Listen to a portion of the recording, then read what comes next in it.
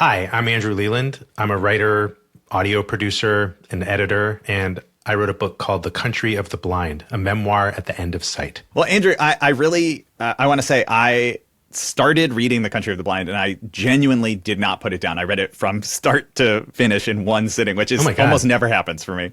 Wow. Thank you so much. That is the first time I've heard that, and that is very exciting. Can you just talk to people about what your condition is and how it works? Yeah, I have a condition called retinitis pigmentosa, or RP, and it is a degenerative retinal condition where the rod cells in the retina, which are responsible for peripheral vision and night vision, gradually die over the course of decades. But my experience is a pretty typical one of RP, which is that I was diagnosed as a teenager where I first experienced it as night blindness. So, friends would be walking on the trails at night or, going to movies and just seeming way more able to navigate those low light situations than I was. And then over the course of years, it started to encroach during the day as tunnel vision, to the point where now I have about 6 or 7 degrees of central vision left. And in that central vision, I can see pretty well. There's some associated smudges that are caused by cataracts or swelling in the macula. Long story short, I'm looking at the world through a toilet paper tube that doctors and medical authorities assure me will continue to narrow at an unspecified date, but probably over the course of the next decade or two. The book has a real journey, and it has such a good sense of humor and also a real depth of reporting. But before I read your book, I came into this thinking we were going to talk about sight and senses and how we experience the world and how that changes when one of our senses is no longer accessible. And I still think we'll talk about that. But really, I think that your memoir convinced me that what the actual thing to talk to you about is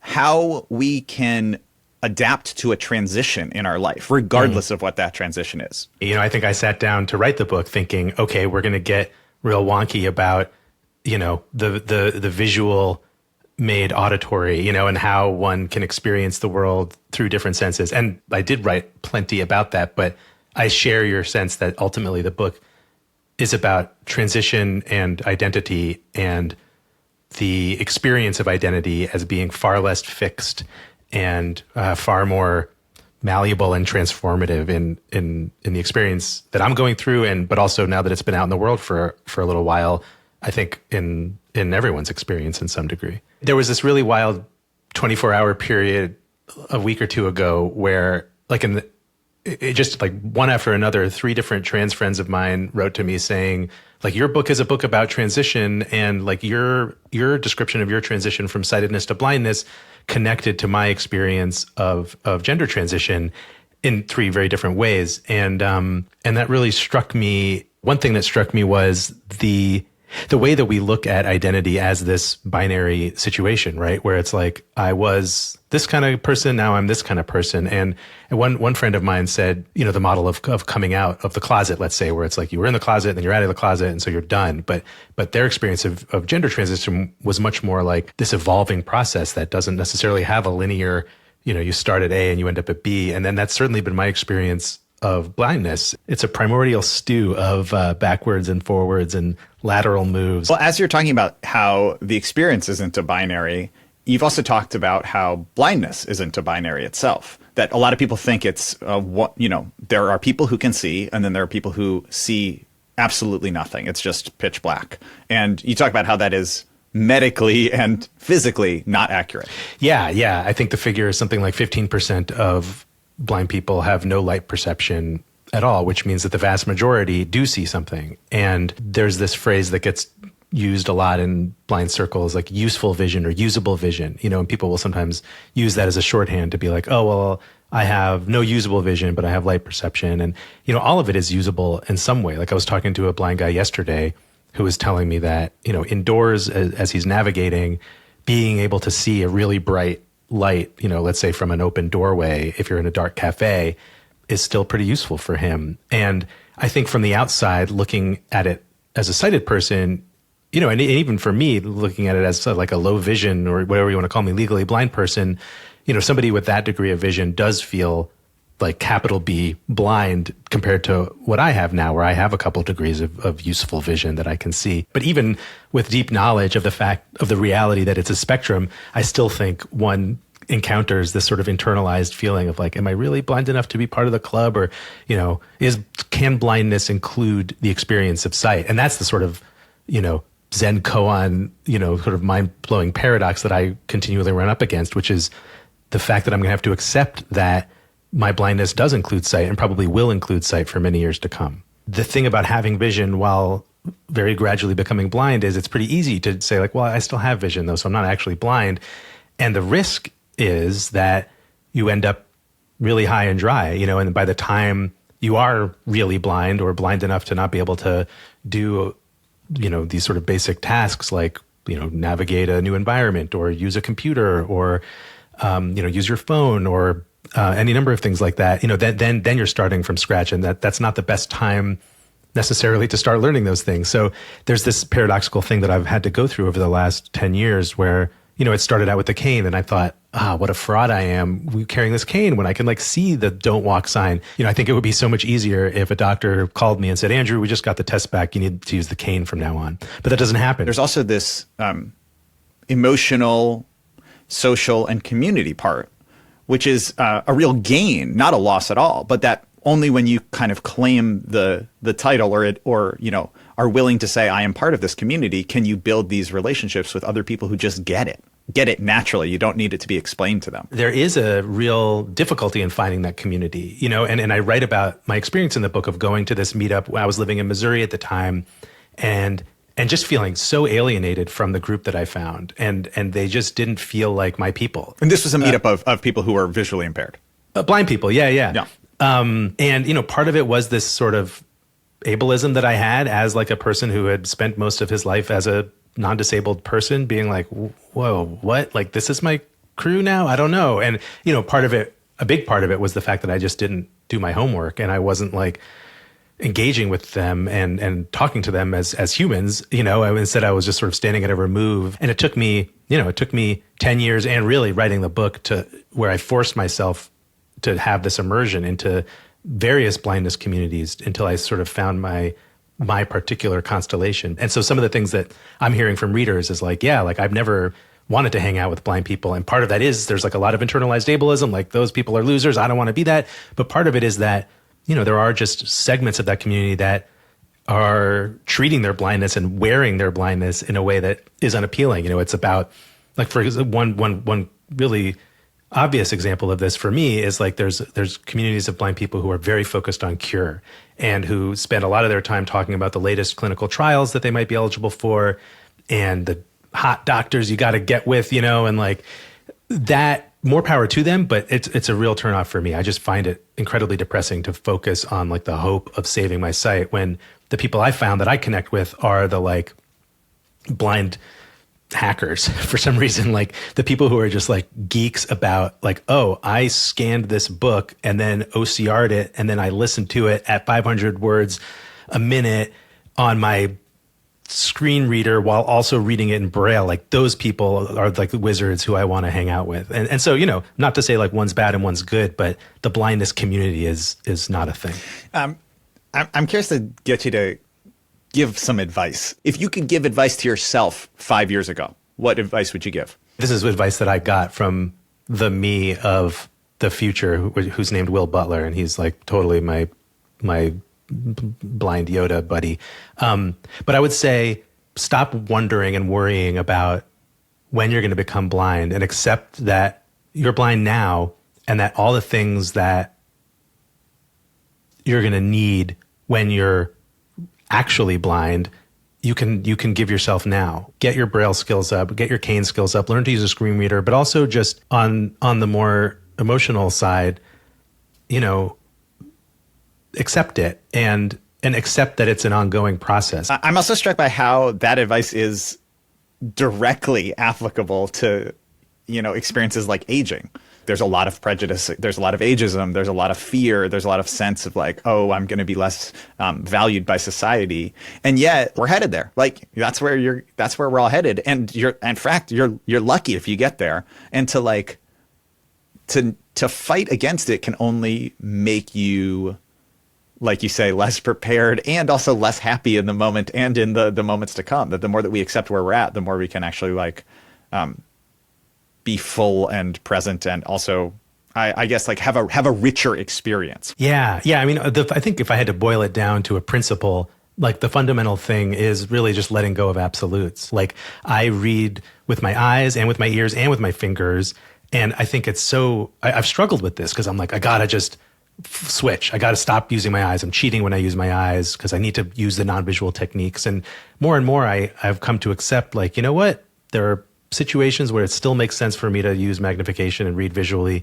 And there's times when it's important to push myself and read tactilely. And and so letting go of absolutes is so difficult, but I think there's such richness when you can accept, like, oh, you know what? Being in this in-between space actually is giving me access to more rather than the difficulty of being in that liminal, weird, ambiguous space. I think that's really important. I think it's a profound point there, because how, so much of life is liminal. What are some of the things you've learned that for yourself have helped and might help them too, as they're coming to terms with a transition? The idea of acceptance is kind of trite. For me, accepting blindness also means accepting the vision that I still have. And like I write in the book that I feel more stymied by the vision I have sometimes than the vision I've lost. And I think one thing that took me a long time to realize was that accepting blindness also meant accepting the sight that remained. If you're trying to broaden this idea to anyone going through a transition,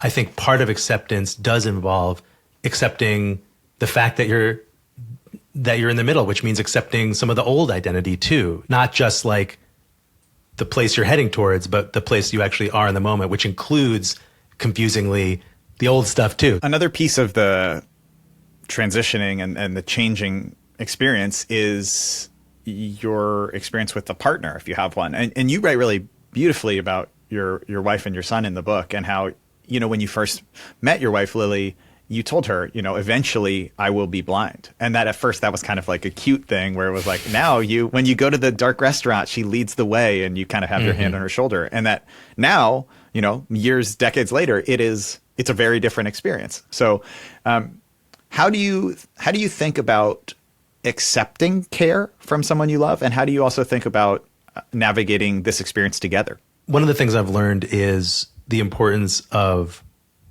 imagining one's way into your partner's subjectivity, into their experience.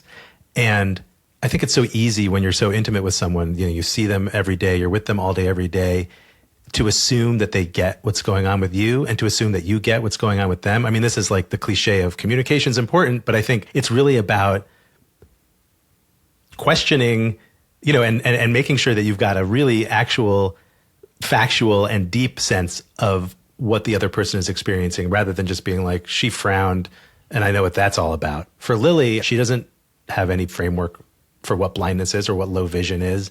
And neither did I. And so we're really, on the one hand, we're learning it together. On the other hand, like, she's always a couple steps behind me. And I think it's taken a lot of work for her to like get into my head. And then for my part, it's sort of, I'd had no appreciation for how hard that would be for her. It required me to have an appreciation for how hard it was to kind of get into my head and to understand how blindness was affecting me, not just so that I could deal with it, but to then be able to communicate to her how I was feeling, all the complexities of both emotional difficulties, but also just the practical things. That very complicated process of like the two-way street of like imagining ourselves into each other's minds in a way that allows us to work together and grow together is, that's something that I think we'll be doing for decades to come, but it's so crucial. When my wife Molly and I got married, we did some traditional vows and then we wrote some vows of our own. And one of the things I said was, I won't expect you to be able to read my mind, even though it'd be pretty cool if you could. And like involuntarily, totally unplanned, the person who was marrying us was like, oh no, you don't want that. No, you don't want the mind reading. And obviously, even everyone laughed, and in the moment it was like, yeah, that's true, you don't want that. But in some ways we do want that, right? We want the other person to just like know what we feel and not have to tell them. And yet that's impossible. And I think that comes across really powerfully as like, when you are experiencing something, especially something internal, you have to tell her and she has to tell you the same way. She's a writer too. And for both of us, like, we have to read our own mind, and reading your own mind is actually like a surprisingly difficult thing to do. You know, you'd think like you've got total access, but like as a writer, let me tell you, like, it's hard work. And so in a way, like, this process of writing this book was a way of like reading my own mind, of being like, what am I feeling about this?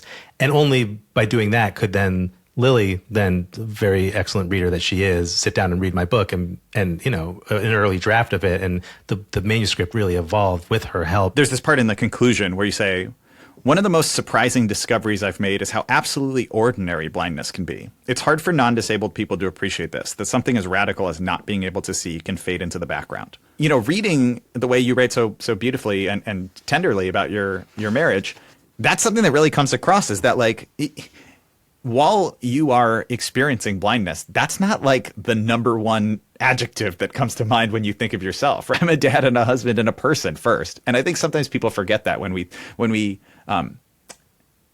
experience another person through the lens of their difference. You're exactly right about it. So like you mentioned being a dad, like, surely there are times when I'm with my kid or I'm, you know, at his school or whatever, and I'm like, I am in dad mode, and I would describe myself as a dad, but like, you know, plenty of other times in my life that is not the most salient thing about me. And that's true of blindness as well. Like, there's a line that I quote from the blind writer Georgina Klee, who says, on some days it matters less than the weather. And I love that because it's true. And yet, I think when you're talking about an identity that is very stigmatized, that's the painful experience of like walking down the street as a dad, and then suddenly somebody's saying, "Oh, there's a curb in front of you," and suddenly you're a blind dad, and you know you don't want to be, you didn't need to be, and the sort of experience of stigma has forced you into that position. But it's true that like in my house, doing my thing, like blindness, except for the fact that I've forced myself to write about it all day long every day. But, you know, aside from that, yeah, it matters less than the weather many days, like Georgina said. Yeah, and I do think it's also really important to note, and you bring this up many times in the book, that for many people, it's you know, far worse than just someone saying like there's a curb in front of you, that there are real documented cases of, you know, people taking away children from parents because they don't believe that a blind parent could possibly take care of a child, which is demonstrably false, right? Of course, a blind parent can't. Yeah, absolutely. So many examples. You know, the one that comes up a lot that I hear about from many, many blind people is, you know, I don't think a blind person can handle calculus. Like, I don't know how I'm going to teach calculus to a blind kid, so you should enroll in a different class. You know, and if you think about the horrifying unemployment statistics around blindness, you know, and trying to think about where that comes from, you know, if you think about the real prevalence of that experience of a blind person in school, just saying, maybe you should just like stick to English class because I don't even really know how you're going to do this. Like, of course, blind people are going to end up internalizing some of that feeling of incompetence, and yeah, just that the way people perceive you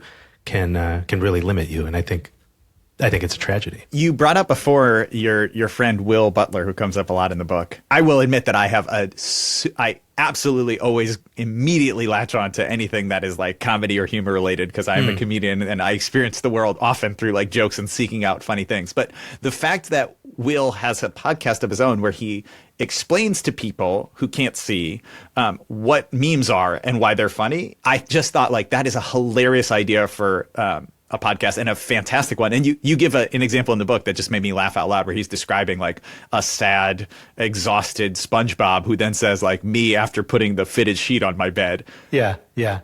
I love it because if you think about like accessibility for blind people, which is to say like, what do blind people need technology or accommodations to access? It's a mind-bogglingly vast category, right? Because it's just like visual information. Like if you think about like the visual information, like what falls into that category, it's like the whole world, it feels like sometimes, right? Like the internet, you know, every meme, every image, every photo, you know, every film, every slide deck. And it's just like, you know, it really melts my brain, because I'm just like, how are you ever going to be able to make all of that accessible?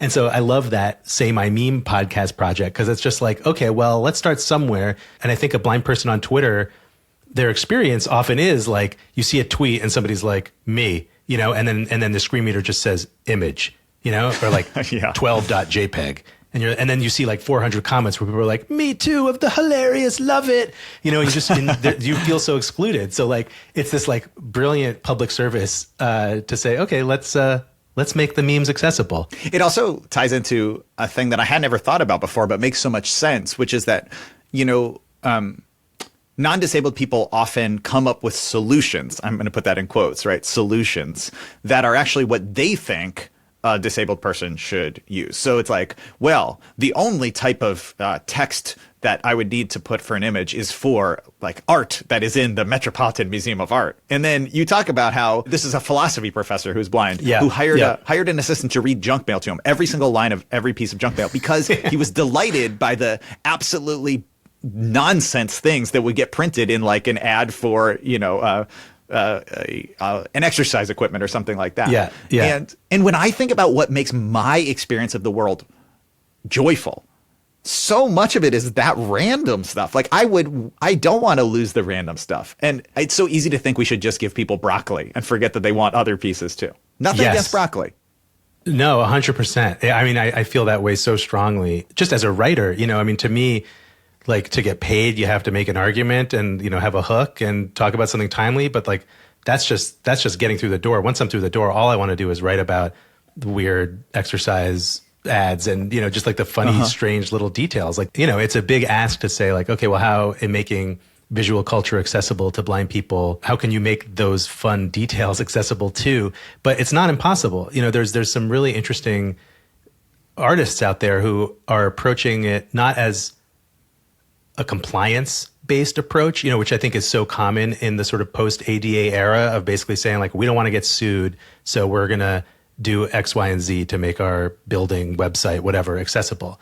And, you know, that's important. But I think when you only come at it from a compliance-based approach, you just get broccoli, like you say. And as a result, you're not only creating a sort of exclusionary and really boring approach, but you also, it's another form of condescension or paternalism to say, this is what you should be interested in. You know, if you look at the first libraries for the blind, the first audiobooks were designed for blind people. You know, it's all like great books, Shakespeare stuff, or like inspirational stuff. Like these people are probably like really sad about being blind. So like we should give them the sort of 1930s equivalent of like self-help literature. And, you know, the reality is like blind people wanted to read romance novels and Westerns and, you know, junk. Like, why not? You don't just give us health food.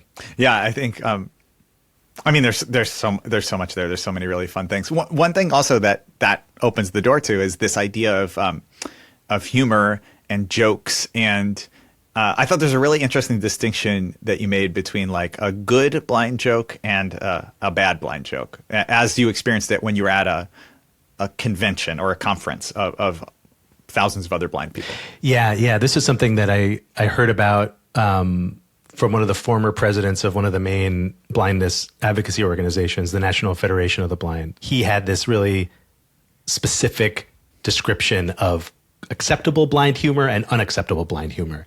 And the way he described it was unacceptable blind humor trades on stereotypes. So like Mr. Magoo, the old cartoon where he's like this, you know, extremely nearsighted guy who's just like driving his car over, you know, electricity wires into the ocean and just creating mayhem. You know, that is perpetuating a stereotype of blindness as buffoonery, as ignorance. You know, acceptable blind humor, he said, trades on absurdity. And I was really struck just like spending more and more time in blind spaces, how much blind people, maybe by necessity, really embrace absurdity and like the absurdity of situations that blindness can get you in. And, you know, I think you sort of have to at a certain point, right? Like if you have a choice of either saying like, I just apologized to a lamppost and that's sad and I'm so sad that I'm so embarrassed that I'm a buffoon, or it's kind of like, it's kind of funny that I was like so polite and deferential to that large piece of metal, you know, like why not laugh? And so for him, his example, which is kind of like, you know, there's a little bit of violence to animals, so I'm not crazy about the joke. But, you know, a blind guy walks into a department store and picks his guide dog up by the tail and starts swinging it around over his head. And the store clerk rushes over to him and said, "Sir, can I help you?" And he says, "Oh, no, thanks. I'm just looking around." You know, and that's acceptable blind humor from Memoir. It's absurd. Yeah. I gotta say, I certainly do not support anyone doing that to a dog, but that is, I feel, a technically wonderful joke. Like, perfect setup. Since you're a and punchline. comedian and you're interested, I'll throw you another one that I heard recently. Oh, please. There's a blind guy at a Passover Seder, and someone passes him a basket with matzah bread in it, and he picks it up and runs his fingers over it, and he says, "Who wrote this shit?" That is an amazing joke. Oh, that's an amazing joke. First time I told it, I'm still working it through. Next time I tell it, it'll be better. Shout out to Chris Leiden, who told me that one. Several years ago, my wife was dealing with some injuries and some health conditions that were really mysterious. And she essentially, it was really difficult for her to walk, especially to walk longer distances. And so we got a temporary disability placard for the car. Mm-hmm. And it was real. We hadn't faked anything. And yet it was this confusing visual situation where when we parked the car in a disabled spot and got out, neither of us was in a wheelchair. Neither of us was using a cane. And you can't see pain. You can't see intense pain. And I remember so clearly one time we parked to get tacos at this taco stand, and we parked in a disabled spot right in front. And we got out, and I could see, or at least I interpreted the looks that I was seeing from people as surprise. They were real. Yeah. Yeah, a surprise and judgment. And I had this fantasy, which, this is years ago, and I can still remember this so clearly, that someone would come up and say something to me so that I could just yell at them and be like, "You don't understand. This is real. You can't see pain. You think you're better than the state of California in determining disability?" And of course that didn't happen. And so it was just this internal fight that I had with, an imagined aggressor. But yes, I think that gray area can be so difficult because it's almost easier to just have people be like pitying you and then be like, "I don't need your pity," rather than to have people doubting you. Oh my God. Yeah. And that's exactly the experience, I think, of not just being low vision with a cane, but of so many disabled people. And it's something that I'm actually still thinking through and researching, because it's such a common experience of disability, that pendulum between pity and skepticism. People police disability constantly, and it happens on a governmental level, right? Where people are applying for disability benefits and being rejected. And there's all kinds of folks who are falling between the cracks of that system because their disabilities don't necessarily match up with the sort of established, bureaucratic definition of it. But then there's experiences like yours, where you can just see the skepticism, or, so in the same way that I need a white cane, even if I can see stuff, there are tons of people who are wheelchair users who can certainly stand, but a wheelchair is still a crucial tool for them to make it through their day, but as soon as somebody sees a person in a wheelchair stand up, it's like, "Oh, fraud, caught you, busted." And I still am thinking through the reasons for that. Like, why is it that disability creates this really visceral response from people of wanting to police it or wanting to doubt it? And, what is it? Is it about a skepticism about, like, you're trying to get sympathy and you only should get the sympathy if you deserve it? Is it about like, trying to get benefits or trying to, not be a productive member of the workforce? I don't know. I'm still thinking it through. I don't know if you have any ideas. Maybe it comes from some fear and being like, if that's not real, then it's easier to accept, right? That like, if that's a person acting, then I don't have to be worried about my own vulnerability. I don't understand where it comes from. I really don't. Well, the fear thing is real. I mean, there was a really horrendous trend on TikTok recently where a bunch of people it basically became a meme to say that you thought that Helen Keller was faking her deafblindness. And then they would just like name some of her accomplishments and be like, "Really? I don't think so." Like Stevie Wonder, there's people who doubt his blindness. It's like all of these incredible achievements, like, a blind person, really? Could they do that? And so I think some of the doubt is that incredulity at the fundamental competence of blind people or disabled people. I don't want to speak for everyone in the world. I know there's people who listen to this podcast who don't live in North America. But in North America, there's such deeply ingrained ableism. I see this in myself all the time, in the words that I use without thinking, in the way that I perceive people's abilities.